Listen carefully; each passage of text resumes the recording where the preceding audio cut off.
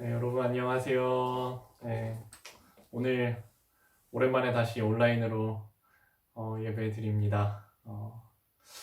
제가 여러분 얼마나 많이 보고 싶은지 모르실 거예요. 좀 아쉽지만 그래도 온라인으로 드리는 예배 가운데 하나님의 은혜 함께 하시길 바랍니다. 네, 마가복음 14장 33에서 36절까지 말씀, 오늘 우리에게 주신 하나님의 말씀 마가복음 14장 33에서 36절까지 말씀입니다. 제가 받들어 읽겠습니다.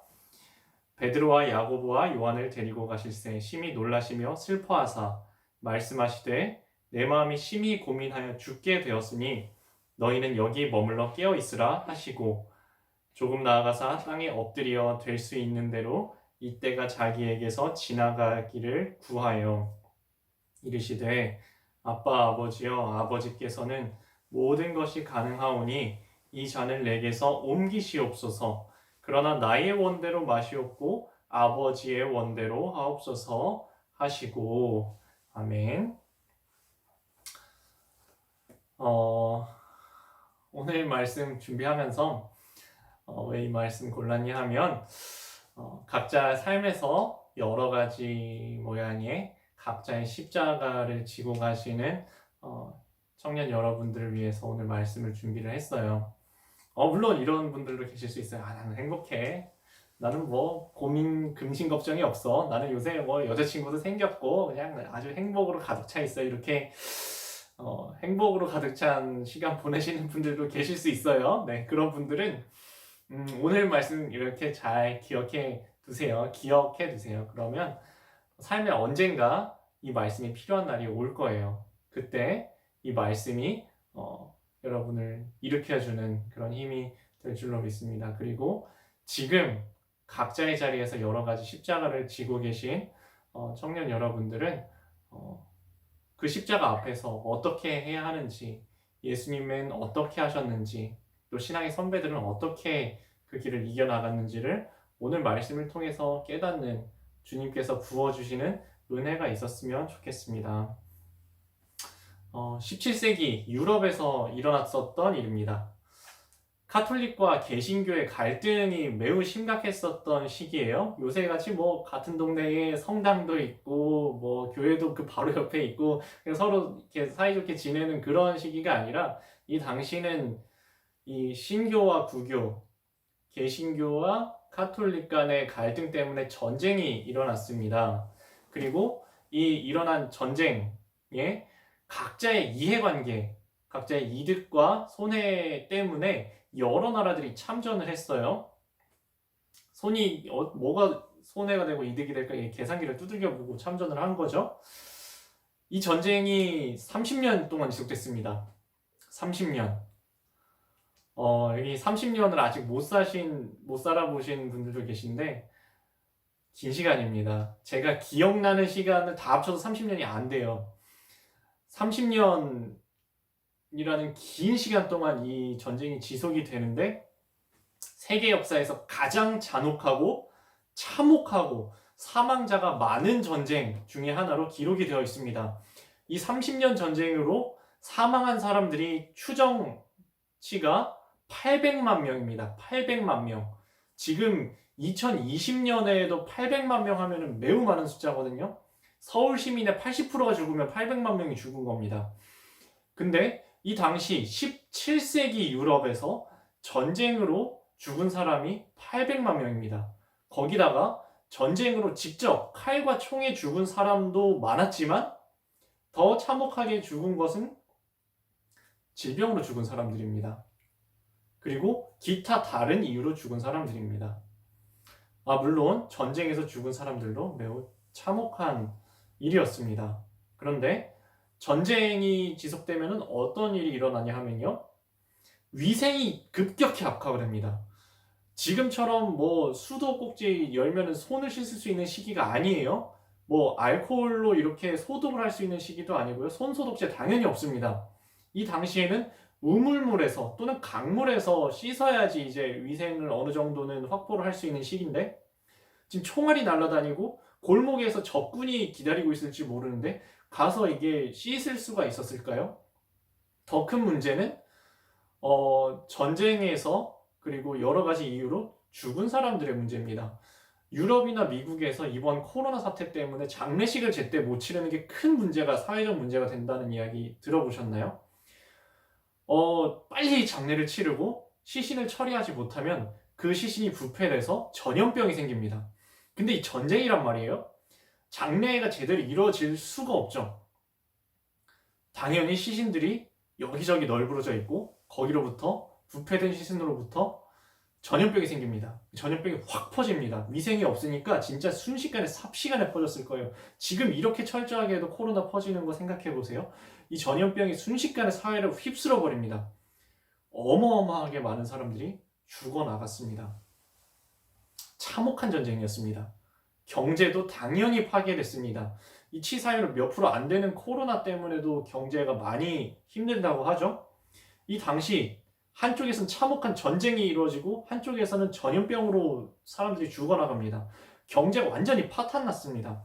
자, 그럼 생각해 보십시오. 군인들의 월급이 제대로 지급이 됐을까요?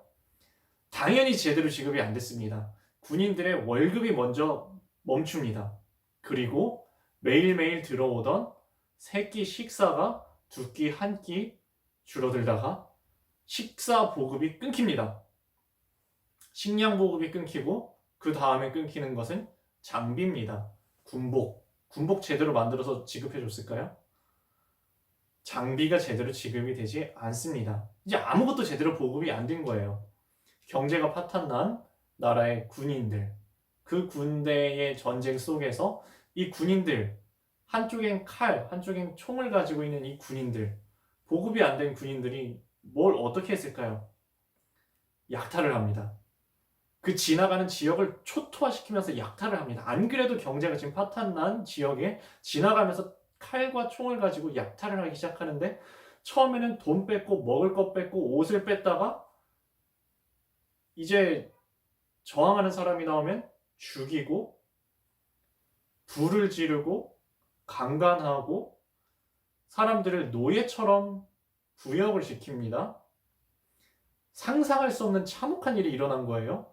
이쪽 군인이 밀고 지나가서 이쪽 군인한테 뺏겼다가 이쪽이 또 밀리면 다른 쪽 군인한테 뺏깁니다. 양쪽으로 수탈을 당하는 거예요.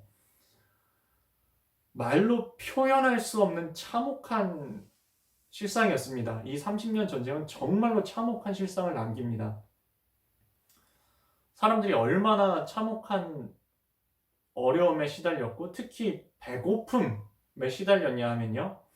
이 당시에 유골을 발굴해 보면은 사람이 사람을 잡아먹은 흔적이 많이 발견이 됩니다. 어떻게 말로 표현할 수 없는 참혹함이었죠. 사람이 사람을 잡아먹는다. 이게 어떤 상황인가요? 네, 이런 상황에서 가장 큰 피해를 입은 30년 전에 가장 큰 피해를 입은 나라 중에 하나는 독일이었습니다. 그리고 오늘 제가 소개시켜 드리고 싶은 분은 이 독일에서 이 전쟁 직후에 목회를 하신 한 목사님의 이야기입니다. 이 목사님은 벤자민 슈몰크라는 목사님입니다. 30년 전쟁이 휩쓸고 지나간 참혹한 전쟁 후 상황입니다. 이 독일은 이제 가톨릭 지역이 됐어요. 그래서 개신교 교회는 거의 살아남아 있지 못하고 이제 매우 극소수의 개신교 교회만 살아남게 되었습니다. 이 주변은 다 카톨릭인데 이게 그냥 요새 같은 그런 카톨릭 개신교 상황이 아니라고 했죠. 방금 전까지 죽자고 싸운 카톨릭의 지역입니다. 카톨릭만 많은 지역입니다. 거기서 이제 이 슈몰크 목사님이 교회로 파송을 받았습니다. 한 개의 교회만 담당하는 게 아니라 36개나 되는 많은 마을들을 돌아다니면서 그 복음을 전파해야 됐다고 합니다.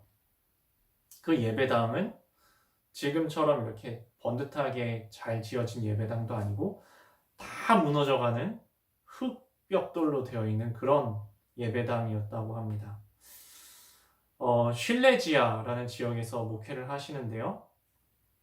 이제 힘들게 사람들을 찾아다니면서 복음을 전하고 또 시간이 나면은 교회를 수리하고 교회를 다시 세워나갑니다.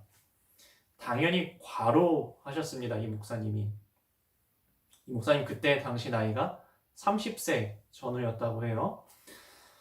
얼마나 과로를 하셨는지 30대 초반에 중풍이 왔다고 합니다. 중풍.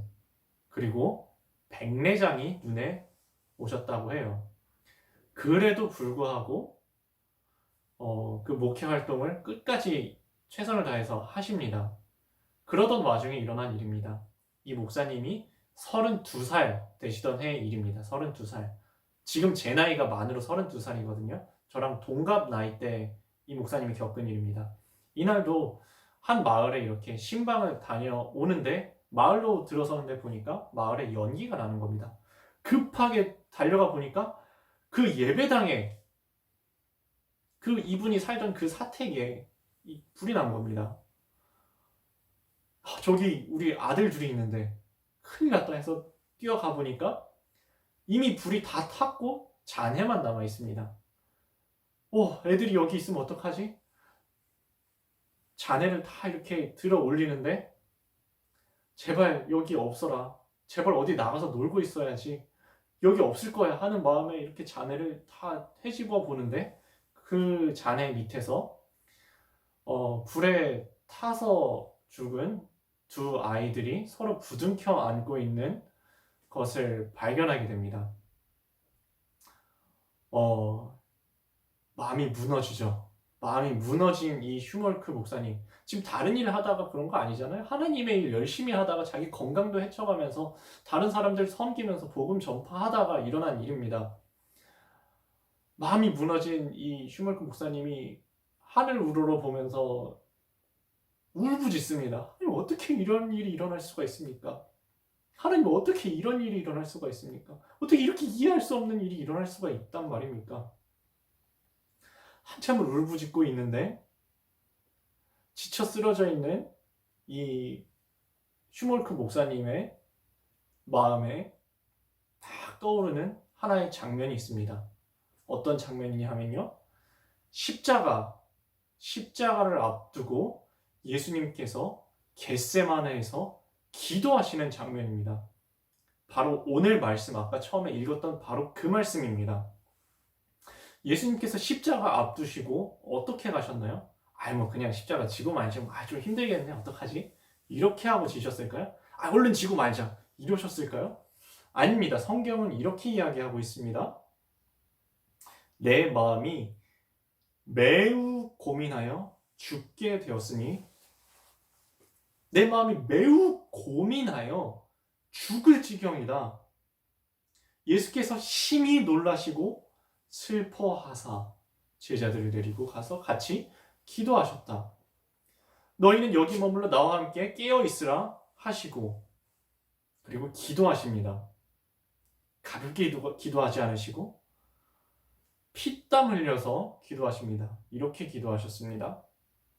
아버지께서는 모든 것이 가능하오니 이 십자가의 잔을 내게서 옮기시옵소서.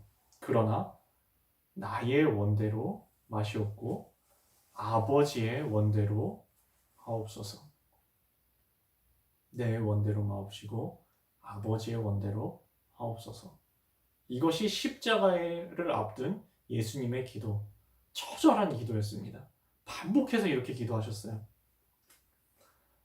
그리고 십자가를 앞둔 이 예수님의 모습, 이 기도가 마음을 팍 와닿은 이 슈몰크 목사님은 깨닫습니다. 지금까지 내가 전파해왔던 예수님의 마음, 십자가 지신 예수님의 마음이 이런 것이었구나. 그리고 그 마음으로 찬양시를 짓습니다. 그 찬양이 바로 우리가 아는 찬송가 549장의 내 주여 뜻대로 라는 찬송가입니다. 이 찬양의 가사가 이렇습니다. 내 주여 뜻대로 행하시옵소서. 내 주여 주님의 뜻대로 행하시옵소서. 나의 몸과 영혼을 다 주님께 드립니다. 나는 주님의 것입니다. 내가 살아가는 이 세상에 힘든 것과 어려운 것과 고난과 기쁨 속에, 고통과 즐거움 속에서 주님 저를 인도하여 주옵소서. 이 길을 인도하여 주옵소서. 그리고 나의 삶을 주관하셔서 주님의 뜻대로 하소서. 2절입니다. 내 주여 뜻대로 행하시옵소서. 큰 근심, 나를 큰 근심하게 하는 그 큰 근심 중에도, 예수님까지도 근심하게 만들었던 그런 큰 근심 중에도 나를 낙심하지 않게 하여 주옵소서. 주님도 때로는 울기도 하셨습니다. 주님도 그게 막 웃으면서 막 항상 즐겁게 마냥 기쁘게 가신 게 아니라 주님도 때로는 울기도 하면서 그 길 걸어가셨습니다. 주님 날 주관하셔서 주님 뜻대로 하시옵소서. 3절입니다. 내 주여 뜻대로 행하시옵소서. 나의 모든 일들, 내가 어떻게 해보려고 했던 나의 모든 삶의 모든 일들 주님께 맡깁니다. 그리고 나의 발걸음 저 천국, 주님 부르시는 그곳을 향하여 내가 가는데 잠잠히 고요히 이 발걸음 내디디면서 한 걸음 한 걸음 걸어가겠습니다. 나의 삶과 죽음 속에서 살든지 죽든지 주님의 뜻을 이루소서. 이 찬양 슈몰크 목사님의 찬양이었고 또한 십자가를 앞둔 예수님의 찬양이기도 했습니다. 다시 우리들의 삶의 자리로 되돌아와 보겠습니다.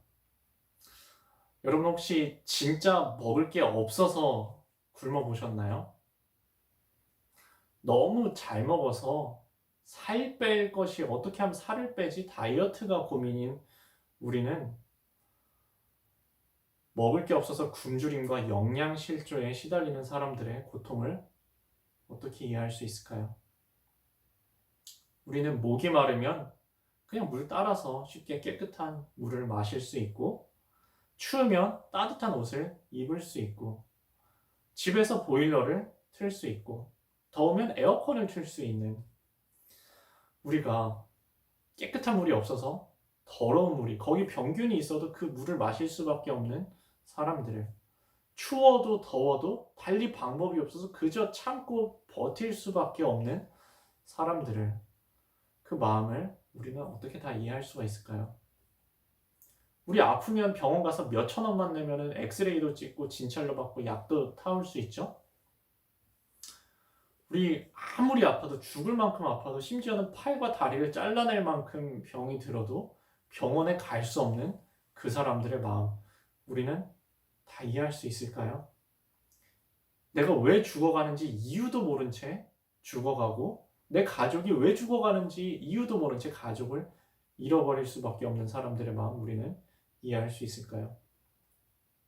우리 전쟁이 없는 평화로운 나라에 사는 우리가 아주 어린 나이에부터 전쟁터에 끌려가서 사람을 죽이는 방법을 배우고, 원래 학교 다녀야 되는 그 나이에 사람 죽이는 방법을 배우고, 다른 사람에게 총 쏘다가 자기 자신도 누군가가 쏜 총알에 맞아서 어린 나이에 죽어야만 하는 그 소년병들의 마음, 우리는 이해할 수 있을까요? 그리고 그 모든 삶의 고난과 고통과 아픔, 지금 우리가 다 이해할 수 없는 하지만 인류의 너무 많은 사람들이 겪고 있는 그 아픔들을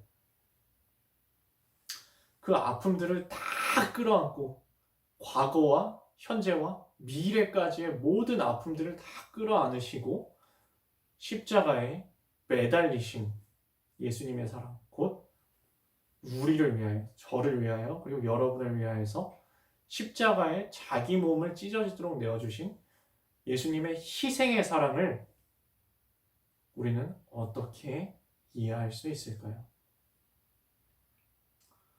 이 남일만 같던 이 고난, 남의 일 같던, 나랑 아무 상관없는 것 같던 이 예수님의 십자가의 그 마음이 남일이 아니라 내 일로 다가오는 순간이 있습니다.